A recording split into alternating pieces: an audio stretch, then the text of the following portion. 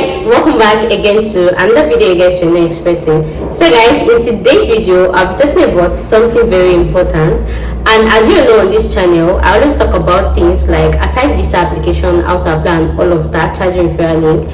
I also talk about the post visa application. So I actually created a playlist. I titled it travel tips / jackpot tips. I'll put in the link in my description box.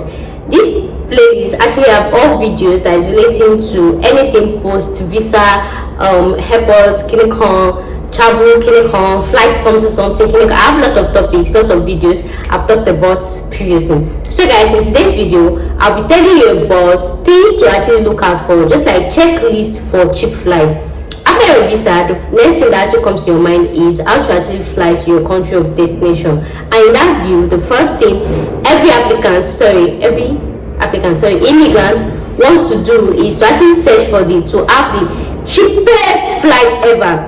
But then, if you're actually a first-time flyer, in fact, you don't have to be a first-time flyer. You can actually be a consistent or continuous or any of the English, pick it there, flyer. But then you don't pay attention to this. So in today's video I'll be telling you about 5 to 10 or 11 or 15. I don't know, you people know that me, I don't use to put number in my head as the spirit leads me, because sometimes I write 5 points before I finish the video. It's already 10 points. You know, when you are good you get. So I'm telling you checklist for cheap flights.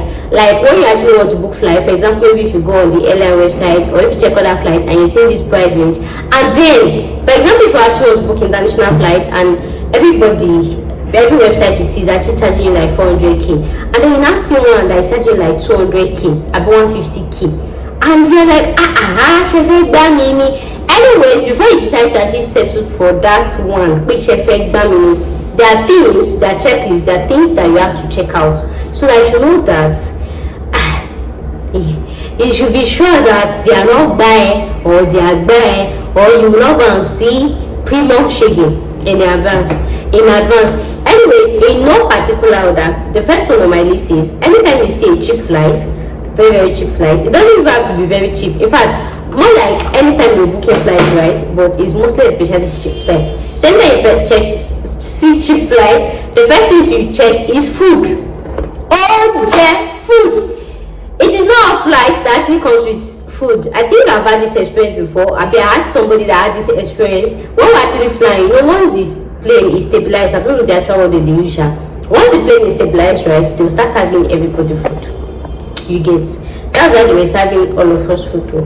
And then they just walk up past me. I'm like, am I that short for you people there? Air hostess and air host. That's how they just walk up past me. So throughout that flight, everybody was eating. Me, I did not eat. So in that type of situation, in as much as when you're flying, you might not like the food they will serve you. Maybe, for example, if you're going to India, they can serve you Indian food. But the fact that you actually left out of the clouds, that one is gone shamelessly. Then the second one, most your fellow brothers, people that you actually brought together, they already know that anybody when don't shop food, they don't say now show fee. As in the thing is, they never give me, they get me water. They never give me juice at the juice I'm not even sure if they give me water at the juice or at the food. So there's a different thing. If your fellow flyers actually feel like, okay, maybe you're allergic to the food, you don't like the food or anything, and you should even see juice. The thing is, even if you have food allergy, you actually have to state it while booking the flight. They will actually give you a replacement for your food allergy. They can't just leave you hungry like that. So anytime you're flying and you see somebody that is not eating at all, just know that this one now should feel so flight. So that's one of the first things to check. Check that food is present. Like once you're booking the flight, make sure that it comes with food and water and juice, like everything. Because sometimes some flights are actually cheap because they decide to remove the food and this. And in that view, if you know that they removed the food and the water, hold your gala. Buy chin and then help yourself. But then the thing is, once you're inside the flight, shame go they catch you, because it will be like everybody they show you don't get money to fill among out of everybody, and sometimes those food it can be entering somebody's side. Anyways, depending on the distance, depending on any. So when you're booking cheap flights, the first thing to check when checking the itinerary is to be sure that food actually comes with it. So the second on my list is next on my list is Stopover. This is one thing people do not check. Oh my days. Even with constant flyers, be continuous, be regular flyer, I don't know the actual word. Make sure to actually always check your stopover. It is very important. Most cheap flights, in fact 99.9% of time of cheap flights, they always come with very long stopover. Sometimes they might even now split the first the stopover. You can see the first one 4-hour stopover, you will see the next one 1-hour stopover. By the time you add everything together, or when you're already having 32 hours stopover, in as much as maybe if you're a first-time flyer, you want to travel and all that, trust me, stopover is not easy, as it's not fun. Unless maybe if you're traveling with family or friends, at least you can see somebody to chat with. But if you're not, another thing is, depending on the airport, there's some airports that they have Wi-Fi and there's some that don't have Wi-Fi.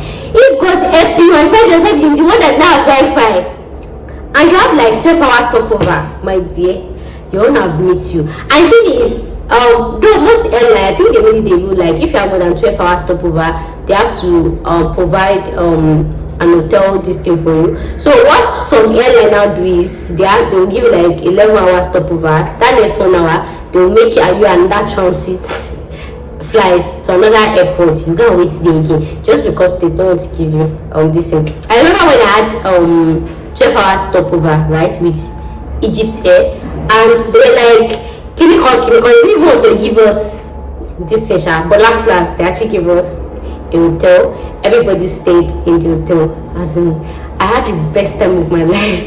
In as much as I don't really like Egypt here, I don't like that airline. The airline is just too dry. But if I want to fly again, I want to book Egypt here that has long stopover, because I know they will put me inside hotel. But I don't know if they still do it now, because they put me inside hotel. They give us food. They give us like our shopping. We're like, I can't ask that. Wait, if they can treat me like this, I wonder what people that actually paid first class is actually the treatment they're actually going through. So make sure to actually check the duration of stopover. Most times when the flight is cheap like that, just know that you have lots of longer duration of stopover, and I'm sure you will not want that, because you'll be worn out, you'll be stressed, you'll be all of that. It's not easy, and sometimes the airport is always long. And again, another thing to check is the third point is the number of stopover that you have. Like I said, there are some flights that you book, you see 9 hours stopover they go, you see 12 hours stopover they go. That one you say okay, now stopover. Why there are some, they will split it. You just be going from one airport to another, you just be going from one city to another. Okay, it's not something I wish my was anymore. So that's one of those things that you should actually check out for. So the next thing on my list is checking luggage. So anytime you see a cheap flight, another thing you actually have to check is if this flight fare actually comes with check-in luggage. Sometimes cheap flights, they exclude check-in luggage. So in that view, you have to manually pay for your luggage yourself and do the check-in yourself and all of that. And trust me, that one is going to be more expensive. So it's always better you actually book a flight that has check-in luggage, that actually comes with it. I hope you understand that, right? So that is another thing to actually look out for. And then after checking the check-in luggage, if the flight actually comes with check-in luggage, another thing to actually check is the kg allowance that they actually allow you. There's a cheap flight like that, they can tell you just 2 kg. I'm just saying. So make sure those are those things to check. So another one on my list is pick up airport. Sometimes, for example, if I'm actually going to let's say Ibadan, right? Let's say I'm going to Ibadan, right? Let's just say in Nigeria, I'm going back to Nigeria and I'm going to Ibadan. So my pick-up airport, okay, look, that one is for London airport. So pick-up airport is, in as much as you want to book flights like from London to Nigeria and then you just book, no. Make sure you check the airports they are picking you from. The airports might actually be closer to you or might be farther to you. For example, you can actually get a cheap flight from, for example, we want to leave from UK to Nigeria, and then you actually like get an airport, and you live in, for example, maybe you live like in Coventry. Then I can give you one airport that is in Heathrow. That is in Manchester. That is like how many hours journey from where you are. But then what you're seeing is London to Nigeria. You do not check the airport. So that's one of those things to check. And sometimes why this pickup airport actually varies, because they have cheaper landing fee for those airlines or cheaper pickup fee. Just like if I want to go for from Abuja to London or Lagos to London, the fare is always different. So for example, so that means is that maybe they are charging them more in Lagos or they are charging them less in Lagos. So those are one of the factors that actually affect the total cost of your flight fare. The airports that they are picking you from, landing fee, clinical fee and everything, so they add everything together.